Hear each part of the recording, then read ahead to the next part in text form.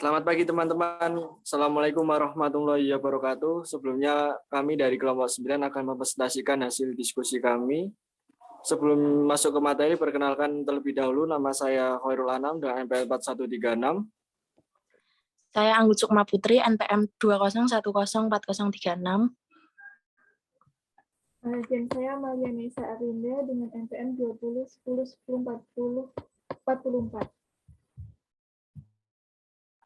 Berikutnya akan dijelaskan dan akan dibuka oleh Mbak Amalia Nisa. Silakan.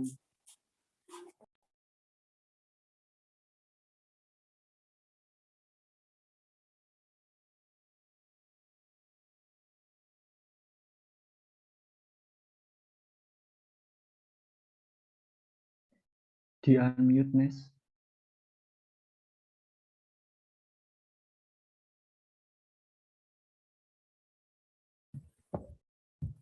Assalamualaikum warahmatullahi wabarakatuh. Teman-teman dan Bu Gina, kami dari kelompok 9 akan mempresentasikan materi Sistem Informasi Manajemen yang berjudul E-commerce, pasar digital, barang digital.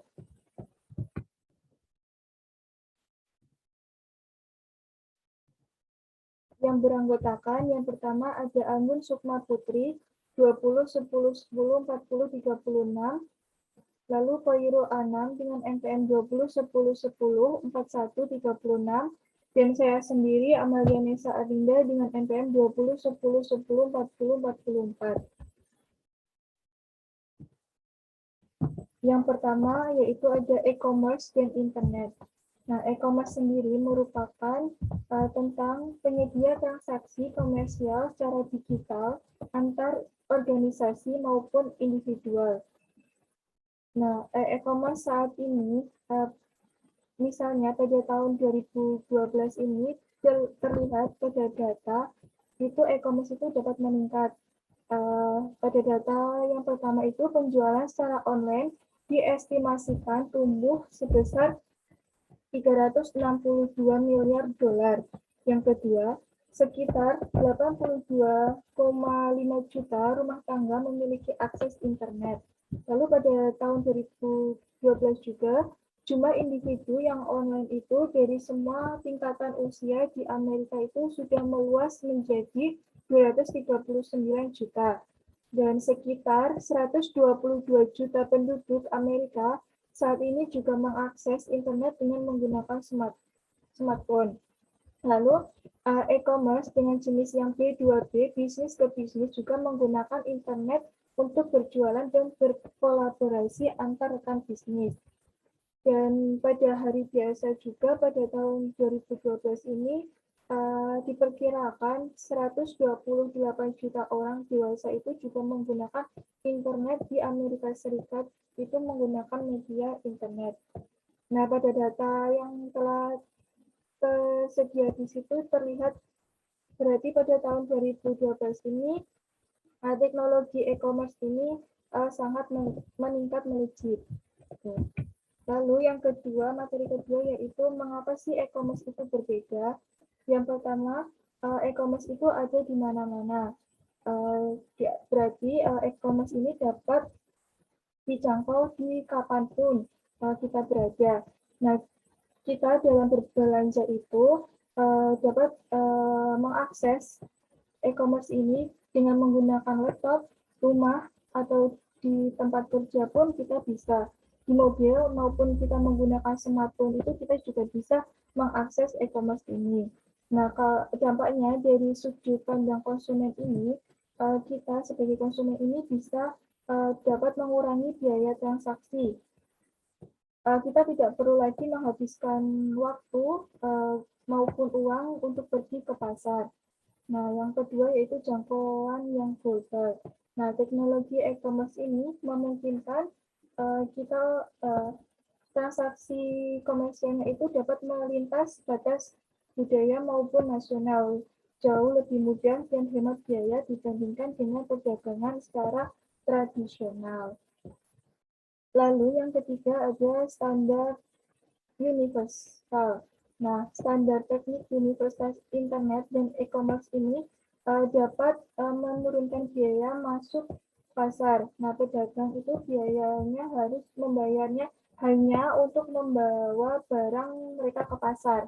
Nah, pada yang sama juga bagi konsumen adanya standar universal ini dapat mengurangi biaya pencarian, yaitu biaya yang dibutuhkan untuk menemukan barang yang sesuai dengan yang diperlukan oleh konsumen.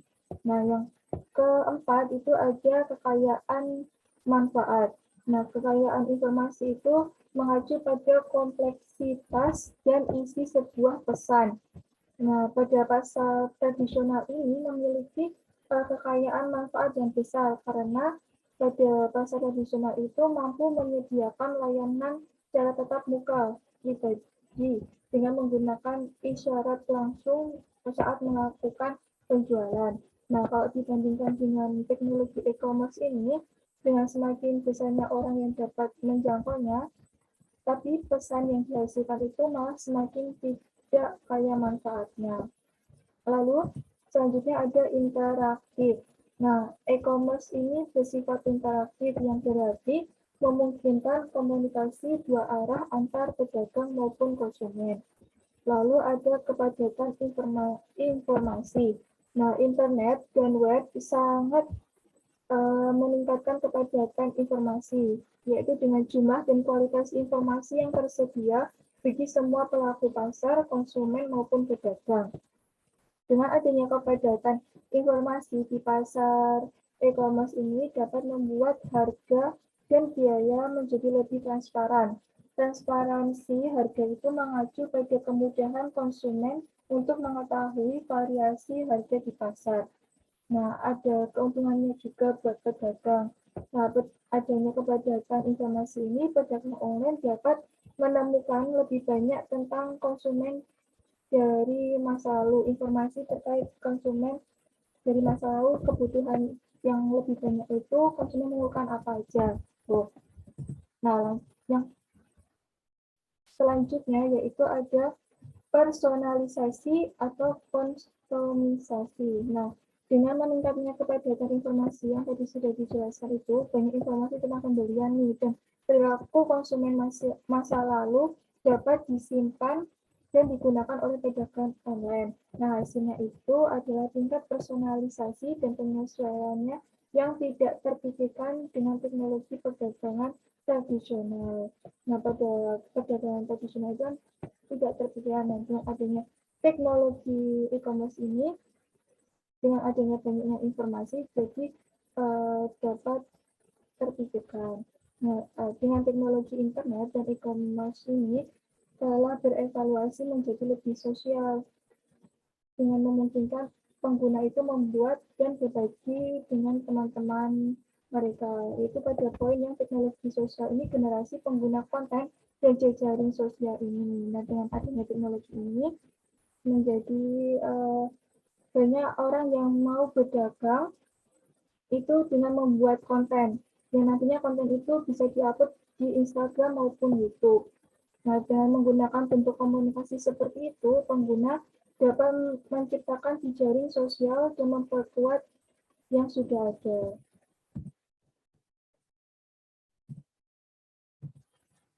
Selanjutnya ada konsep utama dari e-commerce, yaitu pasar digital dan barang digital di dalam pasar global.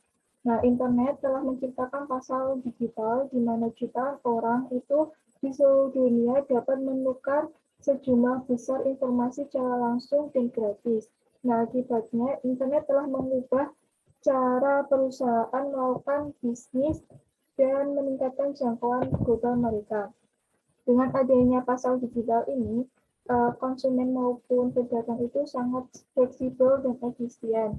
Lalu dapat menurunkan atau meningkatkan biaya peralihan bergantung pada sifat barang atau jasa yang dijual dan dapat menyebabkan beberapa penundaan demi tingkat kepuasan yang diinginkan. Jadi perusahaan itu menunda demi kepuasan konsumen dalam menikmati produk yang dipasarkan sama perusahaan. Lalu dengan adanya pasar digital ini dapat menyediakan banyak kesempatan untuk menjual produk secara langsung pada konsumen. Tuh.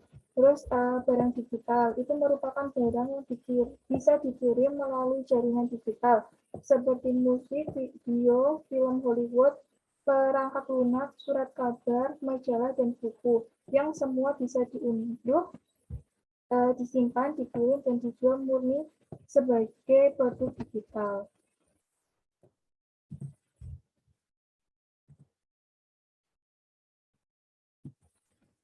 Dan yang selanjutnya akan dijelaskan oleh Mbak Anggun.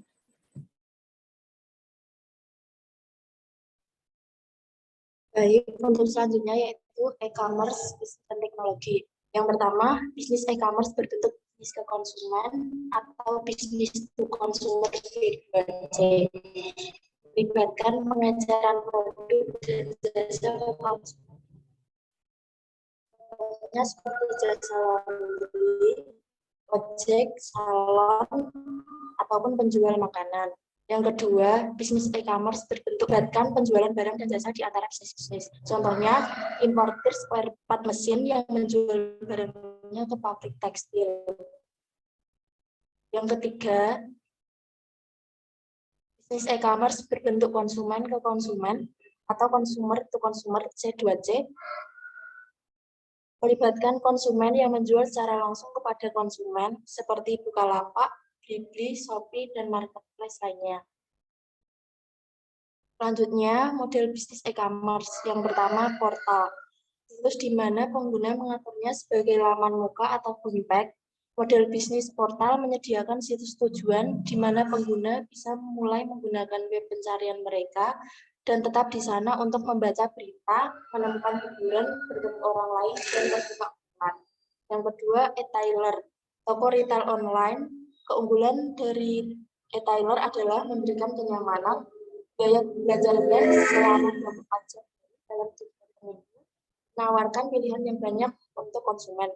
Yang ketiga, penyedia konten. Penyedia konten mendistribusikan konten informasi seperti video digital, musik, foto, teks, dan karya seni ke dalam web.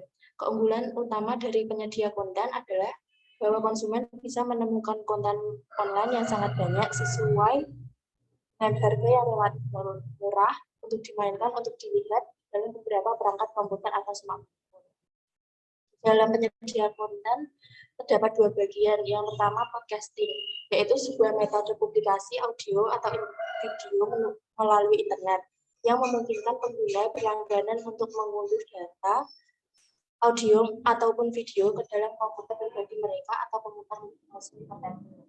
Yang kedua, streaming, metode publikasi untuk data musik dan video yang berjalan secara berkelanjutan dari konten ke perangkat pengguna tanpa perlu dikumpulkan secara lokal di dalam perangkat. Selanjutnya, perantara transaksi. Perantara transaksi yaitu siber yang memproses transaksi untuk konsumen, pada umumnya dikelola oleh satu orang dengan menggunakan telepon atau dengan pos. Industri yang terbesar menggunakan model ini adalah jasa finansial dan jasa perjalanan. Selanjutnya, pencipta pasar. Pencipta pasar membangun lingkungan digital di mana pembeli dan penjual bisa bertemu, menampilkan produk, cari produk, dan menetapkan harga. Mereka menyediakan tempat di mana penjual bisa dengan mudah menampilkan produk mereka dan pembeli bisa dengan mudah membeli langsung dari penjual. Selanjutnya, penyedia layanan. Penyedia layanan menjual jasa-jasa online seperti aplikasi web 2.0, berbagi foto, dan situs online untuk menyimpan dan membuat data cadangan.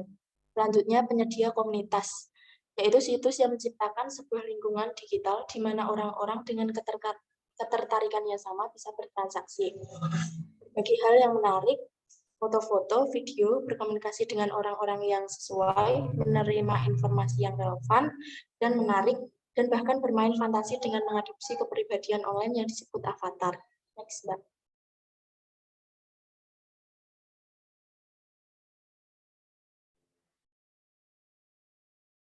Selanjutnya, model pendapatan e-commerce. Yang pertama, model pendapatan iklan. Pada model pendapatan iklan, sebuah situs web menghasilkan pendapatan dengan cara menarik massa atau pengunjung dalam jumlah yang besar yang bisa diberikan penawaran. Yang kedua, model pendapatan penjualan. Pada model pendapatan penjualan atau sales revenue model, perusahaan memperoleh pendapatan dengan menjual barang-barang, informasi, ataupun jasa kepada konsumen. Yang ketiga, model pendapatan pelanggan. Pada model ini, sebuah situs web menawarkan konten atau tarif pelanggan untuk mengakses beberapa atau semua penawaran yang sedang berlangsung. Yang keempat, model pendapatan free atau premium. Pada model pendapatan free atau premium, perusahaan menawarkan layanan dasar konten secara cuma-cuma sambil memasang tarif premium untuk fitur yang lebih baik atau khusus. Selanjutnya, model pendapatan biaya transaksi. Pada model pendapatan biaya transaksi, sebuah perusahaan mendapatkan pembayaran untuk menyediakan atau melakukan sebuah transaksi. Model penerimaan biaya transaksi mendapatkan penerimaan yang luas karena biaya sebenarnya dalam menggunakan jasa tidak langsung terlihat oleh pengguna. Yang terakhir, model pendapatan afiliasi. Pada model pendapatan afiliasi, situs web atau disebut situs web mengirim pengunjung ke situs lain sebagai imbalan dari sebuah biaya rekomendasi penerimaan atas penjualan yang terjadi. Contohnya seperti Shopee Affiliate ataupun TikTok Affiliator. Next, Mbak.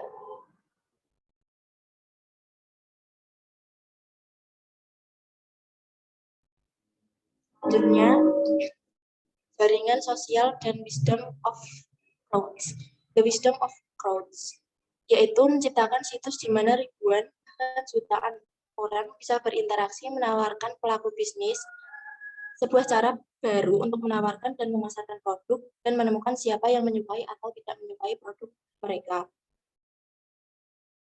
Di dalam pemasaran konsep wisdom of crowds menyarankan bahwa perusahaan harus melakukan konsultasi dengan ribuan konsumennya terlebih dahulu sebagai cara untuk membangun hubungan dengan mereka.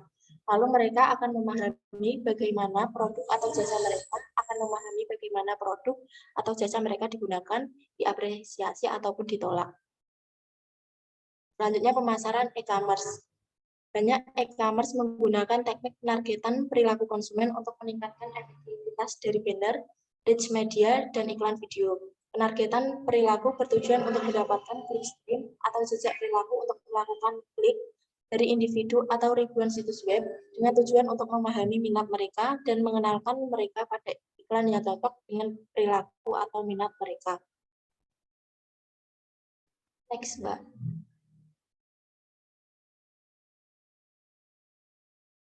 Selanjutnya, e-commerce sosial dan pemasaran jejaring sosial. E-commerce sosial merupakan perdagangan yang mengacu pada konsep grafik sosial atau social graph digital. Grafik sosial digital memetakan semua hubungan-hubungan sosial yang signifikan secara online.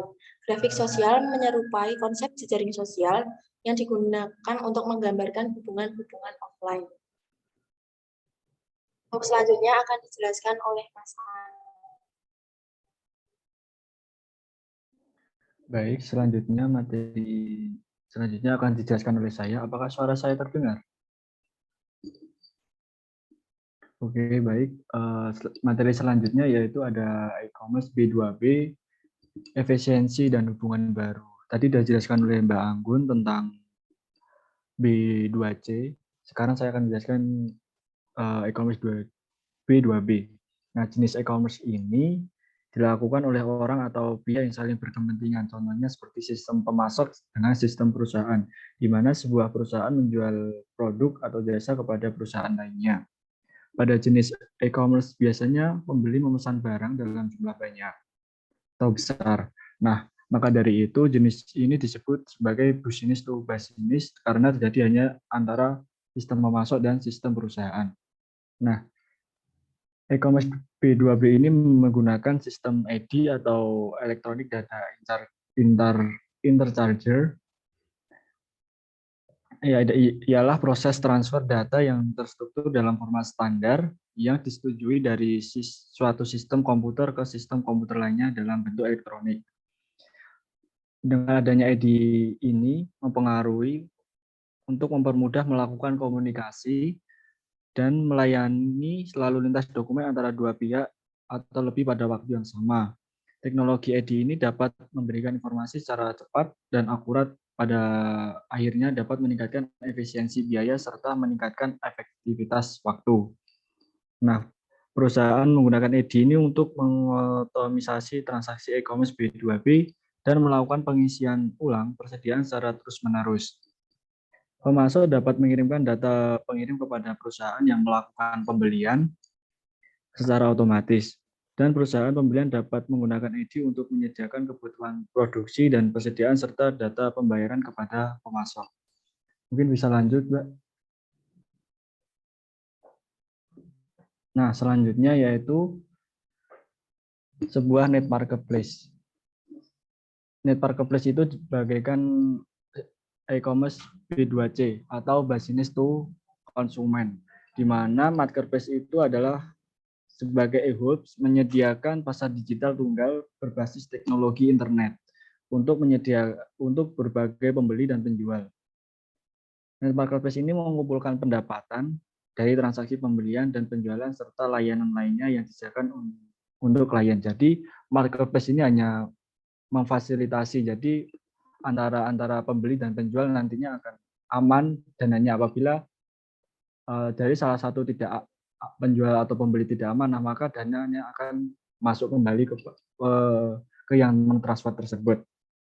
Di marketplace ini dapat menetapkan harga melalui negosiasi online, melalui chat, pelelangan, permintaan, dan pengajuan, atau mereka dapat menetapkan harga tetap atau harga net. Terdapat banyak ragam dari net marketplace dari berbagai cara untuk mengelompokkan mereka. Marketplace ini menjual barang langsung dan menjual barang tidak langsung. Barang langsung ini adalah barang yang digunakan pada proses produksi seperti lembaran baja atau produksi barang mobil. Sedangkan untuk barang tidak langsung adalah semua barang yang tidak terlibat langsung dalam proses produksi seperti perlengkapan kantor atau produk untuk pemeliharaan dan reparasi. Mungkin bisa next, Mbak. Selanjutnya adalah platform digital mobile and e-commerce mobile. Pertama adalah aplikasi dan layanan berbasis lokasi. Yang pertama, aplikasi dan berbasis lokasi ini dibagi menjadi 3, ada layanan geosial, yang kedua layanan geoperiklanan, yang ketiga ada layanan geoinformasi. Aplikasi dan layanan berbasis lokasi ini mengandalkan layanan GPS atau Global Positioning System, di mana layanan geosial ini dapat memberitahu di mana teman Anda melakukan rapat. Untuk layanan geoperiklanan ini dapat memberitahukan di mana restoran terdekat.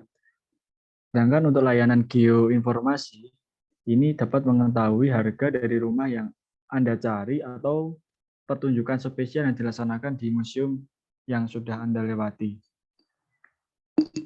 Mungkin bisa next, Mbak. Belum, Ding. Belum, Mbak. Bisa kembali. Untuk layanan mobile lainnya ini seperti bank dan perusahaan kartu kredit mengeluarkan layanan yang memungkinkan pelanggan untuk mengelola akunnya dari perangkat. Untuk permainan dan hiburan ini seperti smartphone dan tablet berkembang menjadi platform hiburan yang mudah dibawa kemana saja, dan smartphone dan Android ini menawarkan permainan digital, film, musik, dan lain-lain. Mungkin lebih simpel gitu ya. Mungkin bisa next, Mbak. Oke. Sebab selanjutnya itu membangun kehadiran e-commerce. Yang pertama ada potongan teka-teki dari situs yang dibangun. Oke, untuk tahap ini kita ilustrasikan secara real ya. Untuk potongan teka-teki dari situs web yang dibangun. Kita asumsikan saya sebagai manajer di sebuah perusahaan yang berskala menengah, memiliki katakanlah 1.000 karyawan di seluruh dunia yang beroperasi di 10 negara di Eropa, Asia, dan Amerika. Manajer senior, Mbak Anggun, itu memberikan saya anggaran sebesar $1 juta untuk membangun sebuah situs e-commerce dalam setahun. Nah, tujuan dari pembuatan situs ini untuk penjualan dan pelayanan pelanggan perusahaan. Nah, pertama yang akan saya lakukan atas perintah dari manajer senior Mbak Anggun, yaitu saya akan memperhatikan area utama di mana saya akan membuat keputusan. Yang kedua, saya akan membuat sebuah tim untuk melakukan apa yang diperintahkan Mbak Anggun tersebut dengan memilih tim yang mempunyai keterampilan dan membangun dan serta mengelola situs e-commerce yang sukses. Yang ketiga, saya akan membuat keputusan tentang perangkat keras di situs tersebut. Yang kedua yaitu ada sasaran bisnis dan kemampuan sistem dan informasi dan pentingnya informasi. Di sasaran ini, kita diharapkan e-commerce dalam menjalankan bisnis kita. Nah, untuk sasaran bisnis contohnya seperti produk pajangan, fungsinya seperti katalog digital untuk kebutuhan informasinya, teks yang dinamis, dan katalog grafik.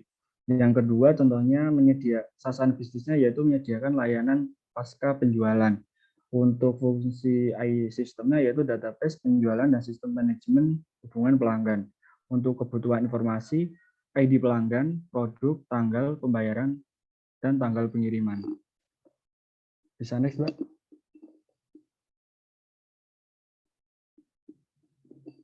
Membangun situs web secara mandiri versus alidaya. Untuk membangun situs web ini secara mandiri, itu pengoperasiannya secara mandiri ada keseluruhan mandiri. Sedangkan untuk membangun situs menggunakan alidaya atau menggunakan vendor, itu ada pembagian tugas dalam pengembangan maupun pengoperasian. Sedangkan dalam pembuatan situs secara mandiri dan pengoperasian situs secara alidaya, itu ada pembagian tugas, pengembang sendiri dan pengoperasian alidaya.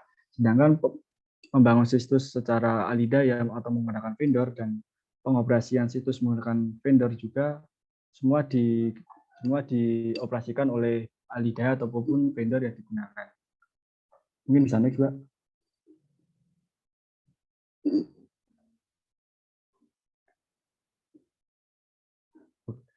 Keputusan pembangunan situs web. Untuk keputusan tersebut, itu ada beberapa resiko, yaitu yang pertama kompleksitas dari fitur-fitur seperti keranjang belanja, pembuktian keaslian kartu kredit dan pemrosesannya, manajemen persediaan dan proses pemesanan, serta biaya pengembangan yang tinggi.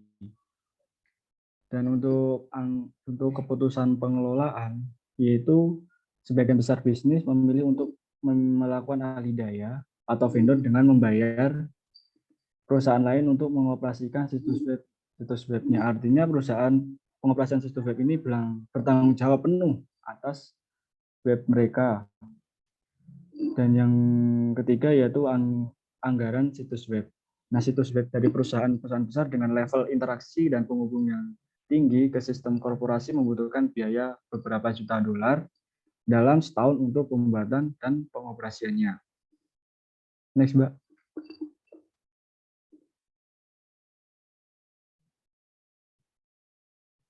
Baik, mungkin cukup sekian dari presentasi kelompok kami. Apabila ada tutur kata yang kurang berkenan dan materi kurang lengkap, mohon dimaafkan. Kami kelompok 9 undur diri. Wabillahi taufiq wal hidayah. Assalamualaikum warahmatullahi wabarakatuh. Terima kasih.